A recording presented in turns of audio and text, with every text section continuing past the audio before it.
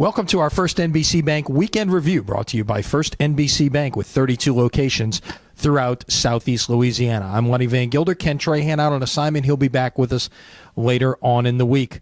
The big watch locally, will Saints tight end Jimmy Graham sign a long-term deal? The Saints and Graham have until 3 p.m. on Tuesday to come to an agreement, or else Graham can only play in 2014 for the franchise tag, which was established to be at a little over $7 million when he was ruled to be a tight end, not a wide receiver, by an arbitrator earlier this month. So you have that in play, as well as what will end up happening. Would he play for the tag, or would he choose to sit out? That would be an option. I don't think it's going to come to that. I think both sides benefit from a long-term deal, and you can expect to see something happening here at the 11th hour. Again, the deadline is at 3 o'clock on Tuesday. The Saints just about a week and a half away from starting training camp up in West Virginia at the Greenbrier, with the first preseason game only a couple of weeks beyond that coming up in early August.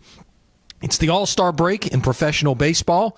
The major leaguers will have their Home Run Derby Monday night. They'll have the All-Star Game, the Midsummer Classic at Target Field in Minneapolis on Tuesday. On the AAA level, it's also the All-Star break for the Zephyrs. The Z's a game over 500, 1.5 games back in their division.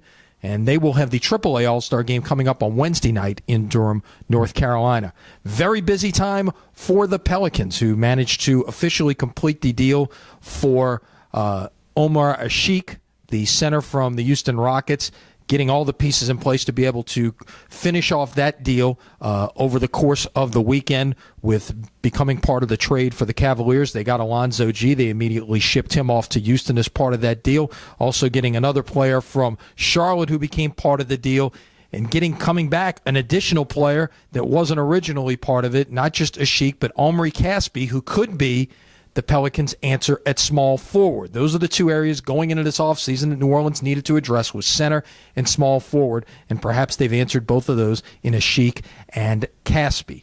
And, of course, the first-round pick that was previously reported on draft night as heading Houston's way is indeed going to head to the Rockets. It's going to be protected between picks 4 and 19.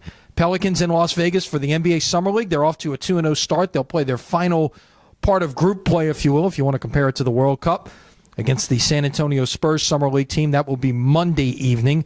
If the Pelicans win, they assure themselves a 3-0 record in the group portion of things, if you will. Plus, that will guarantee them a bye in the tournament, as there are 24 teams out in Las Vegas, and the top 8 will get a bye into the round of 16. That would assure them of getting that bye with a third victory. Of course, we mentioned the World Cup. A great finish on Sunday as Germany defeats Argentina in extra time 1-0. Cap to an exciting month of soccer. Now, what are the effects in the United States? How important does soccer become going forward? Does the MLS benefit from some of this added publicity? Can they carry forward some of that momentum here in the States until the next time the World Cup convenes 4 years from now?